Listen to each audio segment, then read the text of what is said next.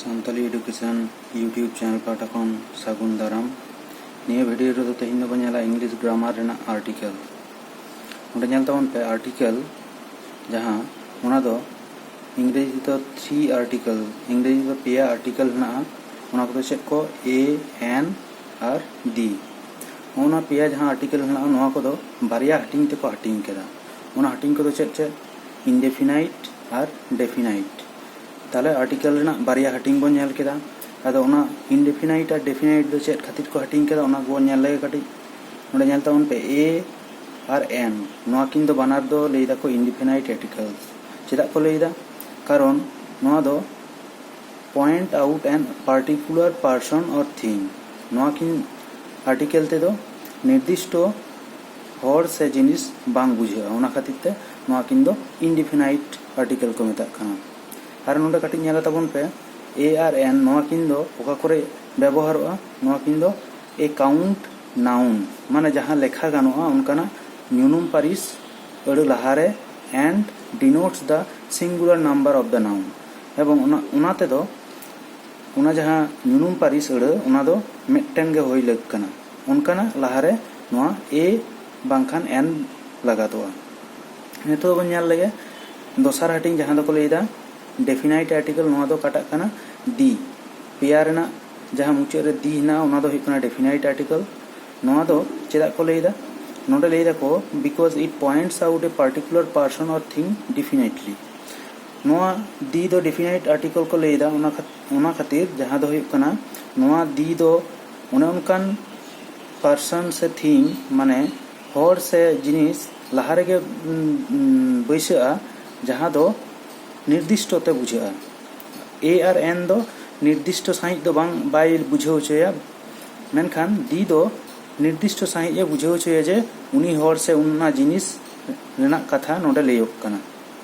ताहले आर्टिकल रेना जहां बारिया हटिंग ताहे कना ओना बन नेल केदा नितो बन नेला ए रेना व्यवहार ए ओका करे बन लगावा नोडे नेल तबन पे पहिलो रेगे हेना एकदम जहां काटिज खना बन सेणा अगुया जे कॉन्सोनेंट साउंड जहां कॉन्सोनेंट को हेना इंग्रेजी अक्षर रेना कॉन्सोनेंट को उना कॉन्सोनेंट वर्ड लहारे ए बैसा से मेटन वर्ड जुदी कॉन्सोनेंट लहारे पहिलो अक्षर जुदी कॉन्सोनेंट होया उना लहारे दो ए बैसा नोडे उना के ले होई कना जे पहिलो जहां व्यवहार उना दो होय कना वर्ड रेना पहिलो अक्षर जुदी कॉन्सोनेंट होया ताले खान दो उना लहारे ए बैसा दोसर जहां लेई कना नोडे नोडे नेल ताबन पे नोडे लेई कना भावल रेना साउंड जुदी यू होया ताले यू रेना उच्चारण हो यू होई दाड़ेया अथवा एटा भावल जहां को हेना ओना कोरेना उच्चारण जुदी यू होया ताले खान दो ओना लहारे ए बैसा भावल साउंड लहारे साधारणत एन बैसा रेना कथा मेनखान नोडे दो लेयो कना जे जुदी ओना भावल रेना उच्चारण यू होया ताले खान दो ओना लहारे दो एन दो बांग बैसा ए बैसा नोडे जेमन नेल ताबन पे ए यूनियन ताले यू यू रेना उच्चारण दो नोडे यू होयो कना यूनियन ओना खातिर ते ए बैसा कना नोडे नेल ताबन पे यूनिवर्सिटी यू नोडे ओना खातिर ते ए बैसा कना ए यूरोपियन यू ई हेना ई दो भावल कना किंतु ई यू नोआ किन बानारते यू उच्चारण कना ओना खातिर ते ए बैसा कना उनका के नोडे हेना ए यू होनका ताले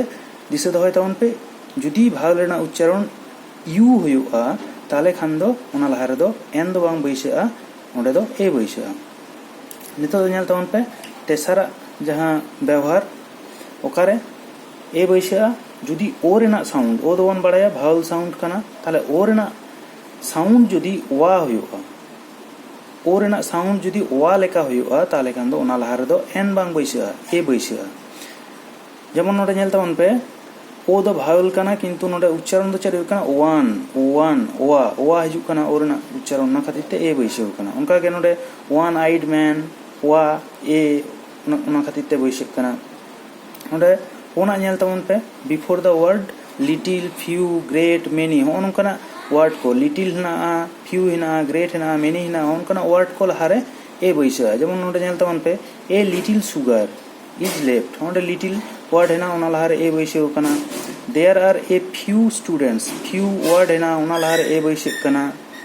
ए ग्रेट मेनी सोल्जर्स ओंडे ग्रेट ओना खातिर ते ओना लहारे ए बैसाव कना नितो दो बन नेला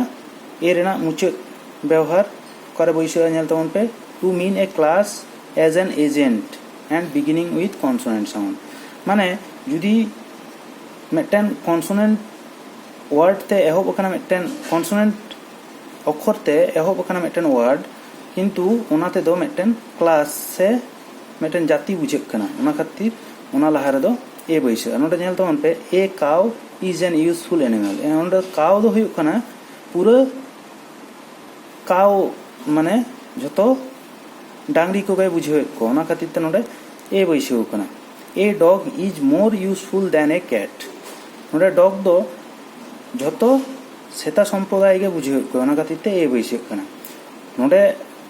चेका आको पूरा संप्रदाय से जाति बुझेक को ओना साथे नोडे जुदी बन नेला नो वर्ड रे लहारे सी हिना नोडे हो डी हिना ताले नो को कन्सोनेंट कना ओना खातिर ते हो नोडे ए बैसाव दाड़े ताले नितो दो बन नेल केदा ए रेना व्यवहार नितो दो बन नेल लेगे एन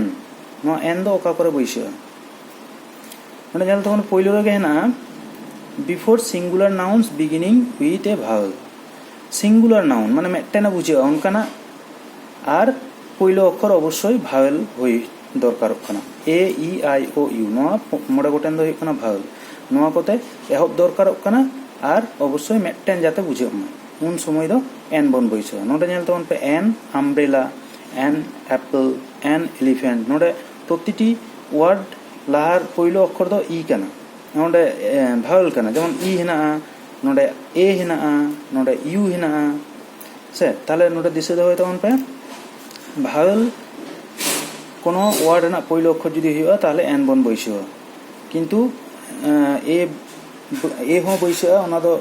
ए का करे लगाते ओंडे बन नेल आगु कदा जे भावेल ना उच्चारण जुदी यू लिखा हुआ ताले खान दो ओंडे दो यू एन दो बांग बैसाव ए बैसाव से ओ रेना उच्चारण जुदी वा लिखा हुआ ताले ओंडे दो एन बांग बैसाव कते ए बैसाव नितो दो एन रेना दोसार व्यवहार बन नेला नोडे नेल तबन पे जुदी लई दाय कन्सोनेंट हैविंग ए भावेल साउंड माने अब दोन एनन बन सेड़ा कदा जे कन्सोनेंट ते जुदी कोनो वर्ड एहबोआ ताले खान दो ओना लहा रे दो ए बैसाव नोडे दो लईदा ओना सुमुंग दो बां जुदी ओना कन्सोनेंट रेना उच्चारण भावेल लेखा हुयुआ ताले खान दो ओना लहा रे दो एन बैसाव नोडे नेल तबन पे an S D O S a हिजुक कना भावेल रेना उच्चारण ए हिजुक कना एस जखन बन लईदा ए उन समय ताले नोडे ओना खातिर ते एन बैसाव कना an M B A M A हिजुक कना एम जखन बन उच्चारण दा ए उच्चारण हिजुक कना ओना खातिर ते भावेल साउंड हिजुक कना ओनाते एन बैसाव कना उनका गे an L L B an M A ओनकना ताले दिसे दो तबन पे जे जुदी कोनो कन्सोनेंट रा उच्चारण भावेल लेखा हुयुआ ताले खान दो ओना लहा रे दो एन बैसाव तेसार लगात नोडे नेल तबन पे before words beginning with A silent H ताले प्रथम अक्षर जुदी एच ते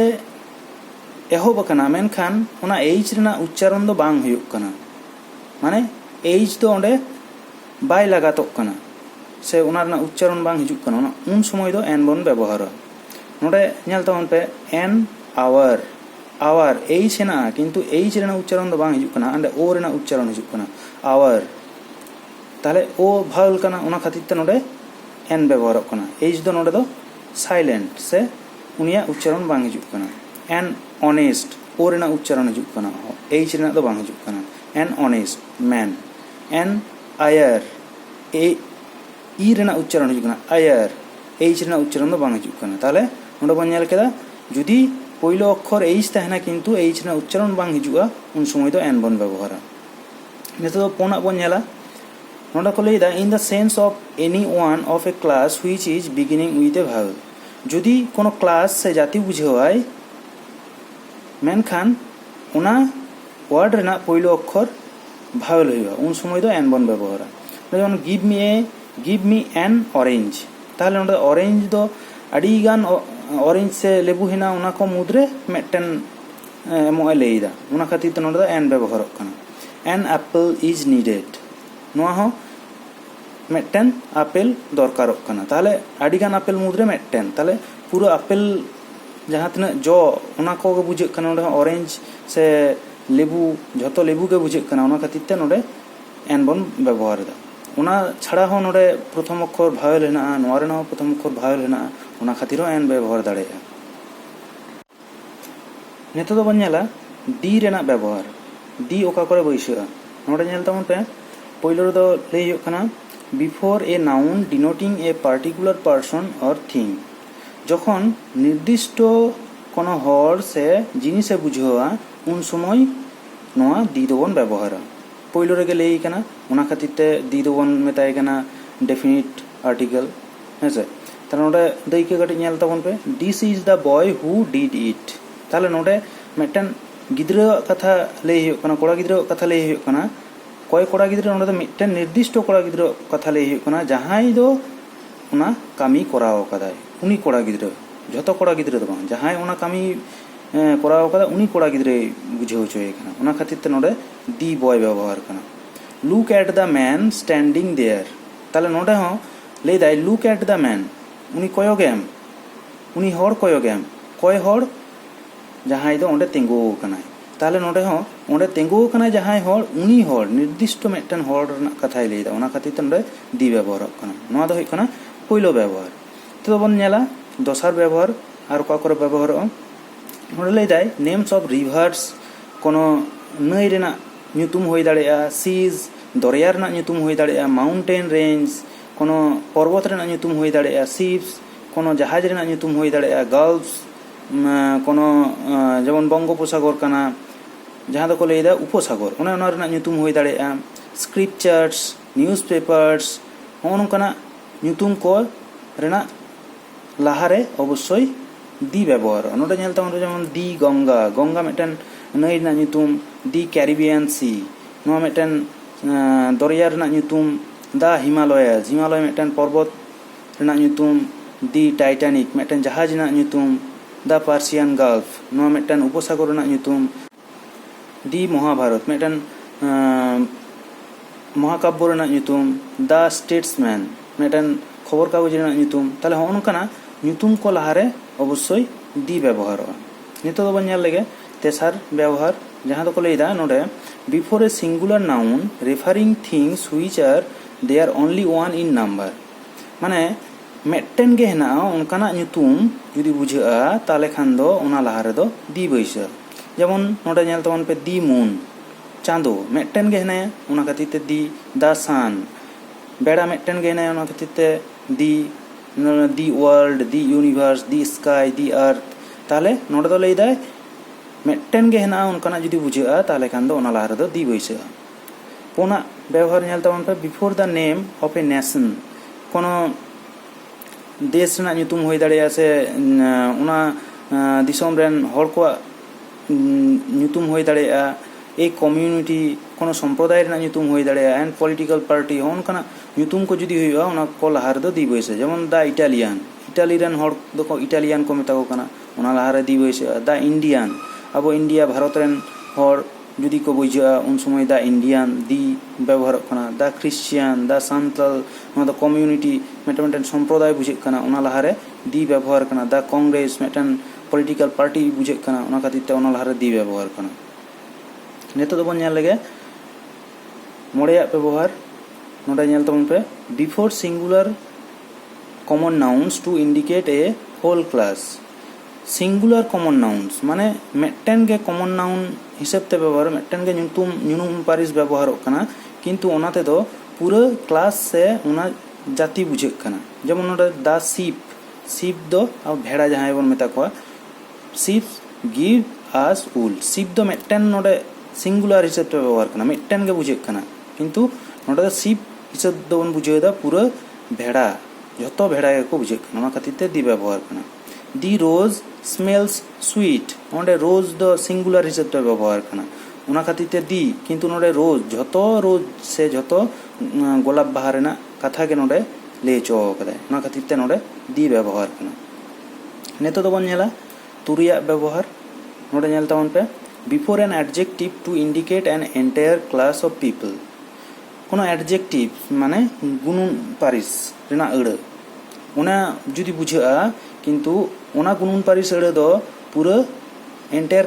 क्लास से सम्प्रदाय बुझेदा उन समय उना लहारे दो दी व्यवहार जेमन नोडे दी रिच दो जहां सेड़ा हर से किसड़ हर बन बुझ कोआ